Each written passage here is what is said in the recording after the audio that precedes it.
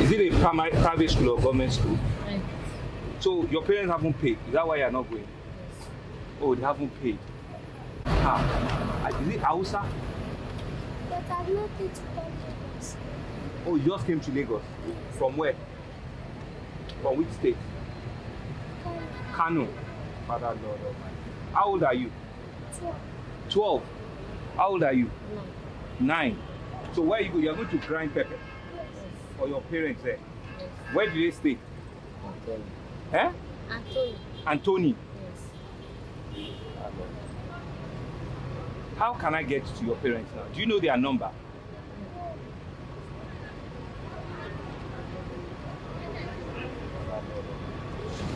You are 9, you are 12, okay? You realize that I came in a bit late this morning, and that speaks to the reality of where we find ourselves as a people.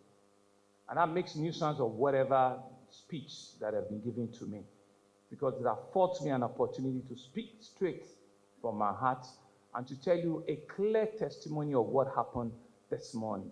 So can I have the pictures? So we're driving to this venue this morning. So this is a picture. This is me wearing a white shirt. So this is this is a classic example of what we go through in Lagos. This is the road that takes you from Anthony Village onto Ikorodu Road. So I stopped because I saw something that bleeds my heart. 2 little girls, ages 9 and 12, carrying buckets on their head to go and grind pepper at 11 o'clock in the morning. See how beautiful they both look. See how vulnerable they are, and see the risk that we're putting them to. And I'll tell you their story, because I've taken it upon myself that these 2 girls will never suffer what we saw this morning.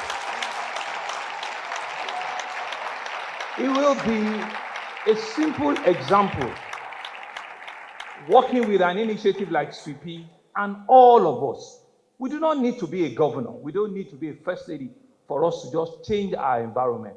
I stopped the convoy, and they were scared. And I asked them not to be scared, that she should tell me who they are. The lady that is in something that appears as a school uniform, because we're going to find out. Her name is Chidima Amarachi. She's 9 years old. Guess what she said? She said she's not going to go to school until Monday. And I asked her why. She said her parents cannot afford. She mentioned the name of the school. Of course, it's a private school.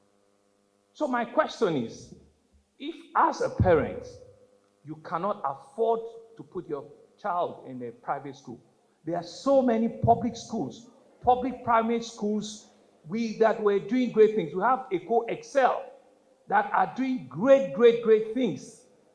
Why would you defer and deny, please let's leave the picture, and deny a 9-year-old girl from not going to school? So to go out there with all of the things that we hear about, rape, kidnapping, the risk everywhere. And you can see our innocence. But we've gone ahead to find out. Her mother was a teacher. So I'm not going to leave her alone. But she's now an house help somewhere, because the crew were followed up this morning. And that you can see, that's Amarachi for you there. Amarachi will go back to school by the grace of God. And she will be somebody that I will follow up to till when she finishes her education.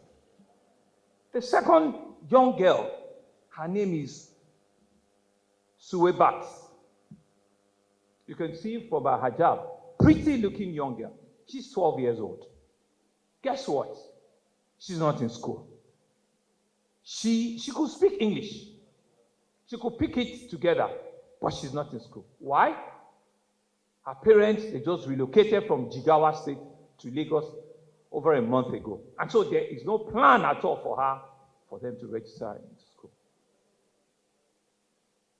This is a classic example of what we need to do differently as a society. This is an example of what we all need to take up in this room as an example. So they will not ask a question, what brought the parents to Lagos? That's not for this gathering. But since you've taken a decision to bring a 12-year-old to Lagos, and there are public schools that you don't need to pay a dime to get into. This is Antony Village.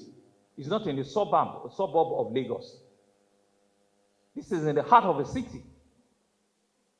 And they're going to grind pepper, they're going to grind beans at 11 o'clock in the morning. These two girls will indeed be under my care and the care of the First Lady. And so you know out there are several Amarachi and there are several Suebat who will not have the opportunity that I'll be driving past and I'll take the decision to stop and hear their story. This is why I'm indeed happy that even all of us that are in this room that have come to listen to an initiative called Sweeping, we all can make the difference. If we choose to, as a people, we all can make the difference. If we choose to, as a generation. Because there's no better thing that we can give to mankind than ensuring that we can make life better for our next door neighbor. And that's why I feel happy how coincidence has brought this morning's intervention, that what Sweepy is all about. Ensuring that they can give the voice to the vulnerable in our society. They can go to orphanages. They can give them hope. They can look for carers for the elderly amongst us. They can look for people that are physically challenged and they can give them a hope. But more importantly, we as a government need to double up. We need to raise the standards and ensure that even our caregivers, our social workers, that we train and retrain them because they need to understand and know what is out there for them to go and get better. The Honorable Commissioner for Youth and Social Development is here. The Honorable Commissioner for Women and Poverty Alleviation is here. And several other cabinet members that are here. This is a clarion call for all of us. Yes, we're doing so much, but what the citizens is telling us, we still need to do a lot more.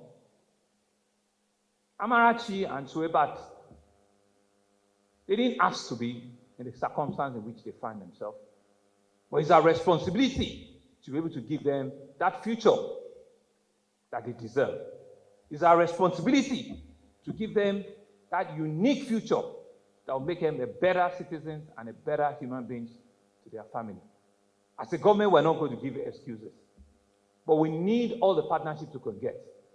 We need all of us to join hands as individuals, as intervention bodies like SWIPI, in your own orphanage that you've decided to set up, or in whatever sphere you find yourself. And make sure that you can make your society a better one. And so my call this morning is to thank the initiators, is to thank the grand patron or matron that has just been installed, but it's really to make a call out to all of us that there's a lot that we can do. There's a lot that is expected of us. That we're in this room means that we are in a privileged number. And so we all can go out there and make those changes and make those interventions.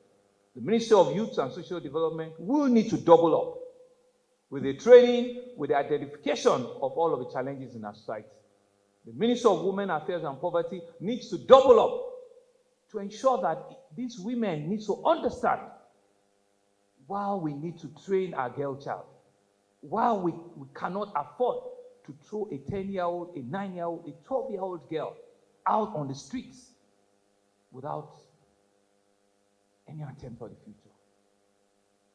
And so as I leave, is to say that it's not just a tea party, it's a clarion call on all of us here today. Me as a leader, me as your governor, will take the front lead on this matter. And I will ensure that given all the resources that we have, We need to build back better. We need to ensure that we can give hope to the people that will call the true leaders of tomorrow. Thank you very much, Sweet Pea Initiative. Thank you all for listening. And I'm hoping that we can use interventions like this to better our society. Thank you very much.